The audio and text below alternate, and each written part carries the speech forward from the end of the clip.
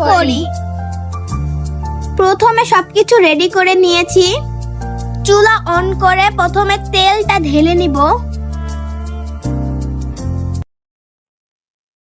তারপরে পেঁয়াজ দেব। পেঁয়াজটা দিয়ে ভালো করে নেড়ে নেব। ভালো করে ভাজতে থাকবো লাল হওয়ার পর্যন্ত। ভালো করে ভাজতে থাকবো পেঁয়াজটা। তারপর মরিচ কুচি দিয়ে ভালোভাবে নেড়ে নিব। ভালোভাবে ভাজতে থাকবো। ডিম দিয়ে ভালো করে ভাজতে হবে। ডিমটাকে ভালোভাবে নাড়তে থাকবো। একটু লবণ দেব। নাড়তে থাকবো। ডিমটাকে ভালোভাবে ভেঙে নিতে হবে।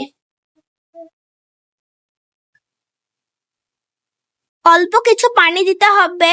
তারপর মশলাটা ঢেলে দিব। ভালো করে মশলাটা মিক্স করে নিতে হবে ডিমের সাথে। কিছু পরিমাণে সয়া সস দিয়ে ভালো করে মশলাটা কষিয়ে নিব। তারপর নাড়াচাড়া করে নিব। তারপর নুডলস দিয়ে দিব।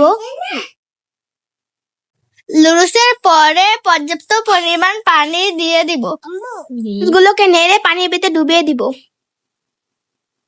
যেভাবে দেখাচ্ছি সেভাবে আপনারা নুডলস গুলোকে পানির মধ্যে ডুবিয়ে দিবেন। লুডুস হতে হতে ঝালমুড়ি খেয়ে নেন। অনেক কিছুক্ষণ পর নুডলস রেডি। তারপর চুলা বন্ধ করে নিব।